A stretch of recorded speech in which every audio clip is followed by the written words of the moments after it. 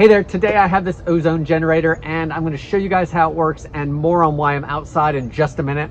So this is for those really strong, harsh smells that you're trying to get rid of in your home or garage or crawl space, anything like that. Really strong odors that just linger, like smoke and pet smells and mold and mildew and all of those type things. That is what this machine helps eliminate.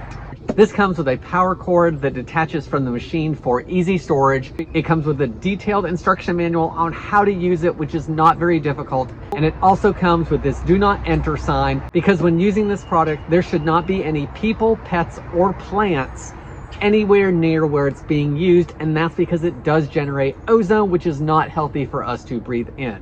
So here's a look at the manual showing the directions, and you can see that everything is very well labeled and easy to follow directions. There are a couple of things that really stand out on this one for me. For one, this has two modes. You have either the ozone mode or the fan mode, so it can actually be used without the ozone being on. It's also digital, so you can set it anywhere between 1 and 300 minutes, depending on the strength of that odor you're trying to get rid of.